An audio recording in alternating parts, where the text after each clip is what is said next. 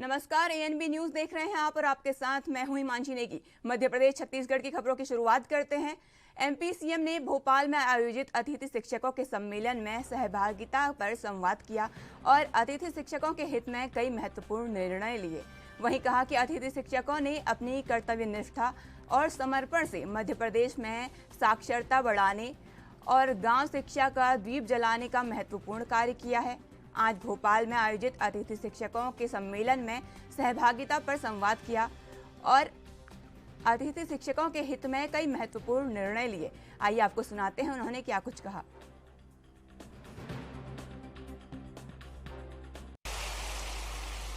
और मानदेय भी जो हम तय कर रहे हैं, वर्तमान जो होता है अतिथि शिक्षक वर्ग 1 9,000, इसके स्थान पे 18,000 रुपया दिया जाएगा। अतिथि शिक्षक वर्ग 2 7,000, उसकी जगह 14,000 और 3 को 5,000 की बजाय 10,000 रुपया ये मानदेय किया जाएगा। और अभी शायद हर महीने करते हैं अनुबंध, क्या करते हैं साल का, तो अब बीच में कोई भी गैप नहीं होगा। एक बार अनुबंध हो गया तो पूरे साल चलेगा। आप वो हैं जिन्होंने हमारी शिक्षा की गाड़ी को आगे बढ़ाया। बच्चों को आप लगातार गांव-गांव में पढ़ाते रहे। मैं आपको इसके लिए हृदय से धन्यवाद देता हूं। आज मैं शिक्षा पे कोई भाषण देने नहीं आया, क्योंकि वो समय समय पे हमारी चर्चा होती रहती है। लेकिन मित्रों, मैं अपनी ड्यूटी मानता हूं कि जिन लोगों ने जी जान से अपने सामर्थ्य और अपने क्षमता के अनुरूप बच्चों को विद्या का दान दिया, उनकी जिंदगी भी कुछ बेहतर की जाए। अनिश्चितता के भंवर में वो लगातार लटके ना रहें। और इसलिए अभी अलग अलग पीरियड के अनुसार आपको देंगे और अतिथि शिक्षकों को उच्च शिक्षा विभाग के अनुसार प्रतिवर्ष 4 और अधिकतम 20 अंक बोनस के रूप में ये प्रदान किए जाएंगे, ताकि अधिकतम उनका चयन हो सके, उनका सिलेक्शन हो सके। आप पढ़ाने का काम कर रहे हैं, लेकिन पूरे मान और सम्मान के साथ पढ़ाएं।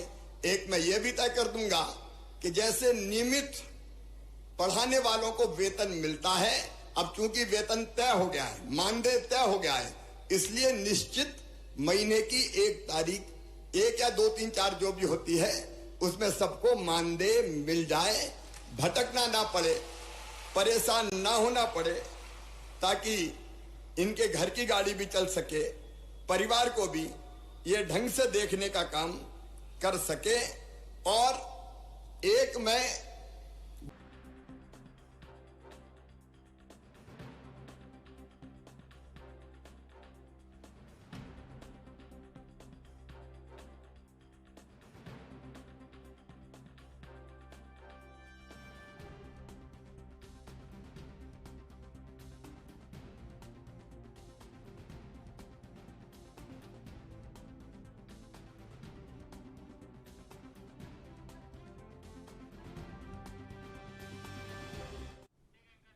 खबरों में आगे बढ़ते हैं। कांग्रेस सांसद राहुल गांधी शनिवार को नवा रामपुर के राजीव युवा मिताल सम्मेलन में शामिल हुए। नवा रायपुर के मेला ग्राउंड में यह आयोजित किया गया। वहीं इसका स्वागत करने पहुंचे छत्तीसगढ़ के सीएम भूपेश बघेल। वहां उन्होंने कहा कि दुर्भाग्य से देश की बागडोर नफरत फैलाने वालों के हाथ में है, लेकिन हमारी सोच वैसी नहीं। बीजेपी की सरकार उद्योगपतियों के लिए काम करती है, कांग्रेस सरकार जनता के लिए काम करती है। कोयला खदानों जैसी छत्तीसगढ़ की कई संपदा को लूटने नहीं देंगे। बीजेपी सिर्फ लूट रही है। छत्तीसगढ़ सरकार युवाओं को रोजगार की व्यवस्था कर रही है।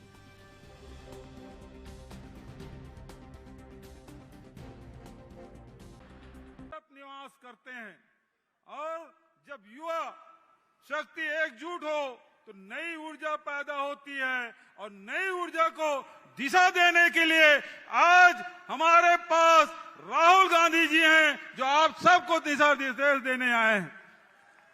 आदरणीय साथियों, दुर्भाग्य से इस देश का बागडोर ऐसे हाथों में है जो नफरत फैलाते हैं, जो हिंसा के रास्ता अपनाते हैं, जो अफवाह फैलाते हैं। ये रास्ता हमारा नहीं है। हमारा रास्ता है भाईचारे का, हमारे रास्ता है प्रेम का, हमारा रास्ता सद्भाव का है। और सद्भाव के लिए एमपी सीएम शिवराज ने जनता से बात करते हुए कहा, मैं रात भर परेशान रहा क्योंकि पूरा अगस्त का महीना सूखा गया। सूखे की वजह से बांध भी पूरे नहीं भरे और बिजली की डिमांड भी एकदम बढ़ी। आज तक कभी ऐसी डिमांड नहीं आई। हम अपनी तरफ से भरसर कोशिश कर रहे हैं चीजें ठीक रहें, लेकिन यह संकट की स्थिति है। 50 साल में सूखे का ऐसा संकट कभी नहीं आया। अभी भादो चल रहा है। मैं भी भगवान से प्रार्थना करूंगा, आप भी प्रार्थना करिए, एक बार बारिश जरूर हो ताकि हम फसलों को बचा सकें।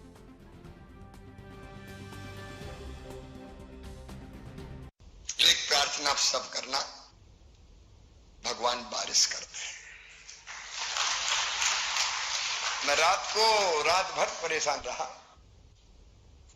क्योंकि पूरा अगस्त का महीना सूखा गया और सूखा जाने के कारण बांध भी नहीं भरे पूरे। और बिजली की डिमांड एकदम बढ़ी, इसलिए कि फसलें अगर बचाना तो पानी देना है। ऐसी डिमांड आज तक कभी नहीं आई। तो हम भरसक कोशिश कर रहे हैं अपनी तरफ से कि चीजें ठीक रहें, लेकिन ये स्थिति संकट की है। 50 साल में ऐसा संकट सूखे का नहीं आया। तो अभी ये भादों चल रहा है। मैं भी भगवान से प्रार्थना करूंगा, आप भी प्रार्थना करें कि बारिश एक बार जरूर हो जाए ताकि हम फसलें बचा सकें और बाकी व्यवस्थाएं भी ठीक चलती रहे। छत्तीसगढ़ में कांग्रेस सरकार के खिलाफ केंद्रीय गृह मंत्री अमित शाह ने आरोप पत्र जारी किया है। आरोप पत्र में घावला घोटाला, शराब घोटाला और जुआ सट्टा समेत कई आरोप लगाए गए। यह कार्यक्रम रायपुर स्थित दीनदयाल ऑडिटोरियम में किया जा रहा है। गृह मंत्री अमित शाह ने आरोप पत्र पेश करते हुए कहा कि कांग्रेस ने छत्तीसगढ़ को बीमारू राज्य बनाकर छोड़ दिया। बीजेपी के नेताओं ने इस राज्य को विकसित राज्य बनाया।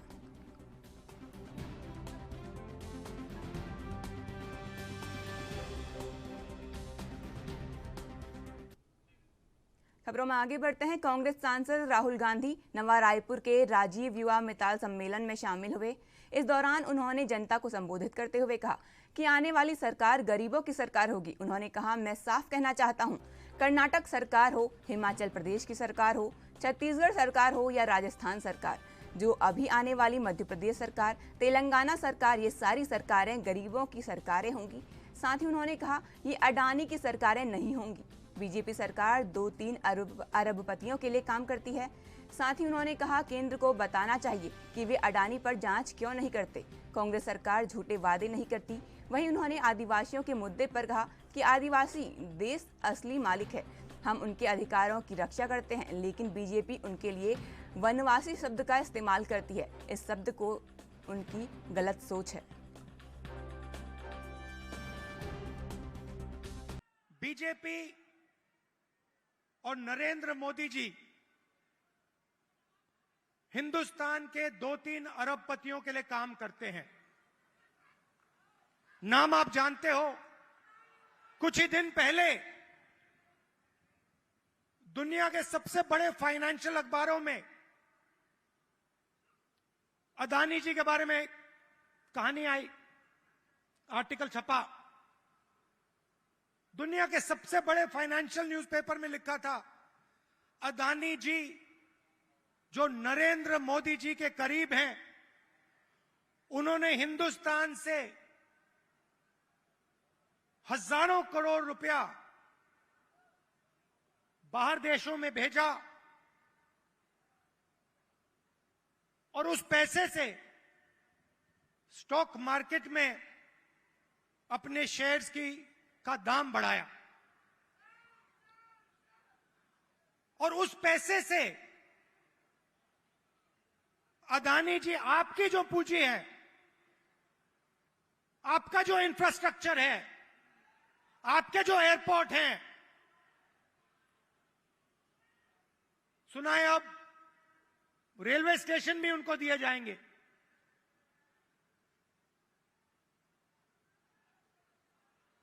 पूरा का पूरा एक व्यक्ति के हवाले किया जा रहा है। और मैं साफ कहना चाहता हूं कि चाहे वो कर्नाटक की सरकार हो, छत्तीसगढ़ की हो, राजस्थान की हो, हिमाचल की हो, और जो अभी आने वाली हैं तेलंगाना, मध्य प्रदेश, ये सारी की सारी सरकारें गरीबों की सरकारें होंगी, अदानी की सरकारें नहीं। छत्तीसगढ़ मुख्यमंत्री भूपेश बघेल ने सांसद राहुल गांधी का रायपुर के स्वामी विवेकानंद एयरपोर्ट पहुंचने पर फूलों के गुलदस्ते के साथ स्वागत किया। बता दें, राहुल गांधी रायपुर में आयोजित राजीव युवा मितान सम्मेलन में शामिल हुए। वहीं मुख्यमंत्री भूपेश बघेल ने आदित्य L1 में सफलतापूर्वक लॉन्च पर इसरो के वैज्ञानिकों को बधाई दी। चंद्रयान मिशन की सफलता के बाद 10 दिन के अंदर ही इसरो की इस दूसरी बड़ी सफलता से देश का मस्तक गर्व से ऊंचा हो गया है।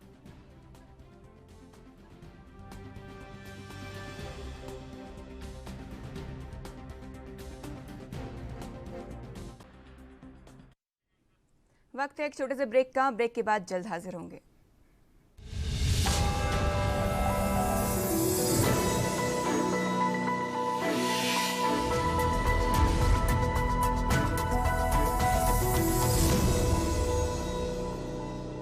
ब्रेक के बाद स्वागत है आप सभी का। खबरों की ओर रुख करते हैं। अखिल भारतीय महिला कांग्रेस कमेटी के अध्यक्ष और स्क्रीन कमेटी के सदस्य नेटा डिसूजा आज एक दिवसीय सरगुजा दौरे पर पहुंची।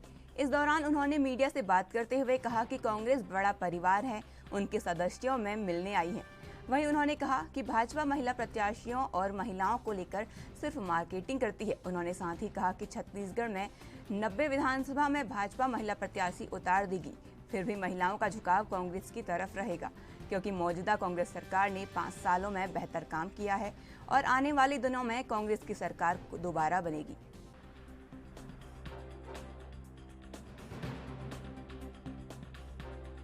कांग्रेस एक बहुत बड़ा परिवार है और मैं अपने परिवार के सदस्यों से मिलने आई हूँ। बातचीतें, ग्राउंड रियलिटी जानना और किस तरीके से आगे और मजबूती से हम लड़ने वाले हैं, तो ये सारी बातें हो रही है। मैं ये बता दूं कि कांग्रेस पार्टी एक ऐसे पार्टी है जो सभी को मौका देती है। हम डिक्टेटरशिप में नहीं बिलीव करते हैं। हम पार्टी के नेतृत्व ने हमेशा सभी कार्यकर्ताओं को अपनी बात रखने का अधिकार दे रहते हैं। महिलाएं जो है सबसे ज़्यादा परेशान भाजपा के राज में है, तो भाजपा चाहे तो 90 के 90 टिकट महिलाओं को दे दे छत्तीसगढ़ में। छत्तीसगढ़ के महिलाएं उनको दिखा देंगे कि सच्चाई जो होती है सिर्फ ऐसे टिकट बांटने से कुछ नहीं होने वाला। सच्चाई ये है कि महिलाओं के हित में जिस तरीके से कांग्रेस पार्टी ने काम किया है छत्तीसगढ़ में, छत्तीसगढ़ की महिलाएं कांग्रेस पार्टी को सपोर्ट करें। खबरों में आगे बढ़ते हैं। मध्य प्रदेश में होने वाले विधानसभा चुनावों से पहले भारतीय जनता पार्टी को बड़ा झटका लगा है। 1 सितंबर को कोलारस में वर्तमान विधायक वीरेंद्र रघुवंशी ने भारतीय जनता पार्टी की प्राथमिक सदस्यता से इस्तीफा दे दिया था। वहीं आज विधायक वीरेंद्र रघुवंशी ने प्रदेश अध्यक्ष कमलनाथ की मौजूदगी में भोपाल में कांग्रेस की सदस्यता ले ली है।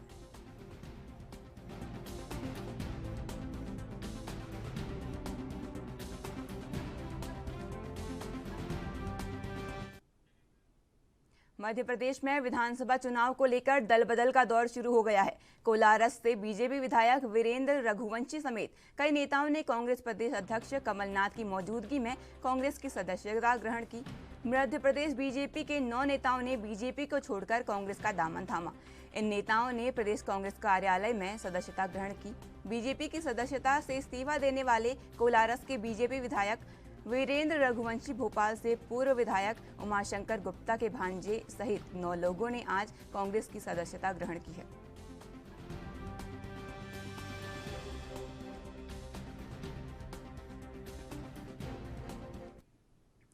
खबर मध्य प्रदेश के डिंडोरी से है। यहां बांध का सर्वे काम रुकवाने की मांग को लेकर लगभग 52 गांव के ग्रामीणों ने जबलपुर अमरकंटक ग्रामीण राष्ट्रीय मार्ग पर धरना दिया। वहीं सूचना मिलने पर कलेक्टर विकास मिश्रा, एसडीएम राम बाबू, अतिरिक्त पुलिस अधीक्षक जगन्नाथ मरकाम सहित भाजपा जिला अध्यक्ष अवधराज बिलेया मौके पर पहुंचे और ग्रामीणों को समस्याओं सुनी और ग्रामीणों के साथ समझाइश की, जिसके बाद ग्रामीणों ने जाम खोल दिया। वहीं सड़क पर बैठे ग्रामीण किसानों के समर्थन में भाजपा जिला अध्यक्ष अवधराज बिलेया ने अपने लेटर हेड पर मुख्यमंत्री के नाम ज्ञापन लिखा। परिजनों से प्रभावित ग्रामीणों का कहना है कि ठेकेदार के कर्मचारी मनमाने तरीके से बांध निर्माण का सर्वे कार्य कर रहे हैं।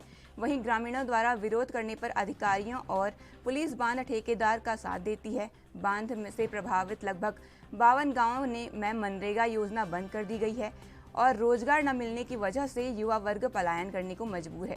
ग्रामीणों ने बताया कि हमारी खेती योग्य जमीन अधिकारी डुबाने लगे हैं। जब कोई नहीं सुनता तो मजबूरन अपनी आवाज उठाने के लिए हमें सड़कों पर उतरना पड़ता है।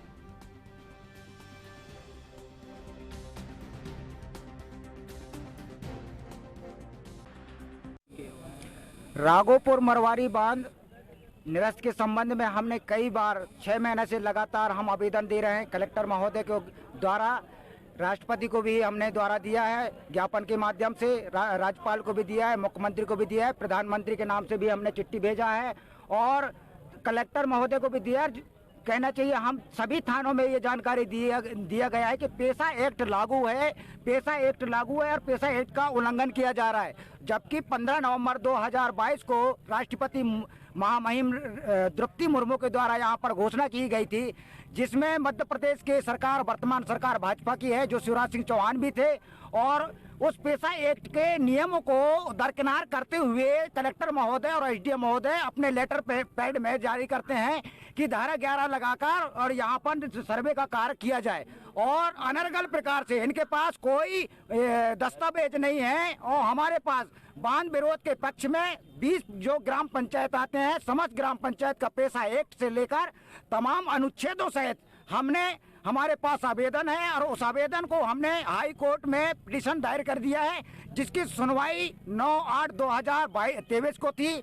उसके बाद दूसरी सुनवाई 25 को थी, लेकिन चीफ जस्टिस साहब के ना होने के कारण से जो सुनवाई हो सकता है आज भी दूसरी सुनवाई लागू हो जाएगी, और जिसको लेकर हमने अभी 24/8/2023 को कलेक्टर महोदय को हमने बोला था कि जब तक हाई कोर्ट का निर्णय नहीं आ जाता है तब तक आप किसी भी प्रकार का आदेश जारी ना करें बांध निर्माण समिति निर्माण से संबंधित। लेकिन कलेक्टर महोदय जी हमें बार बार बरगला रहे हैं और किसी प्रकार का आदेश जारी नहीं कर रहे हैं। नर्मदा घाटी विकास संभाग 2 मंडला के जो ई साहब हैं उनको भी मैंने फोन करके बोला था कि साहब पेशा एक्ट लागू है, आप सर्वसम्मति से या पंचायत महापंचायत के माध्यम से जो भी निर्णय निकल के आता है उस निर्णय का आप हम सब लोग पालन करेंगे।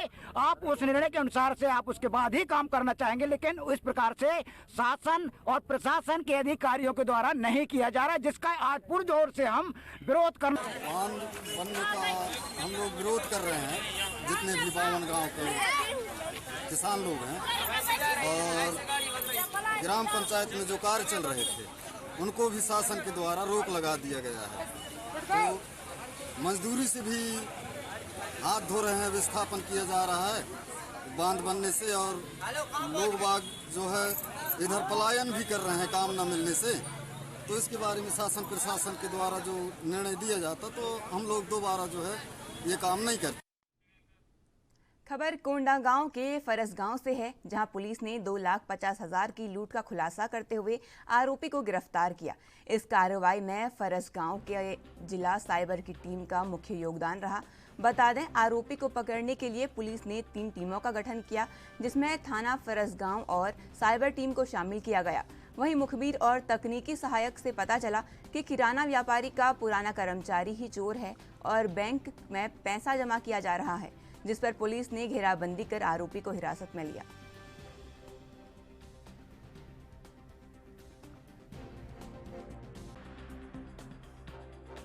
एसपी महोदय और एडिशनल एसपी के निर्देशन एवं पर्यवेक्षण में टीमों को गठन किया गया था, जिसमें थाना फरसगांव एवं साइबर टीम का प्रमुख योगदान रहा। और हमारे द्वारा दीगर जिले एवं दीगर राज्य उड़ीसा, उमरकोट, जगदलपुर के आसपास क्षेत्रों में पतासाजी की जा रही थी, साथ ही तकनीकी सहायता भी ली जा रही थी।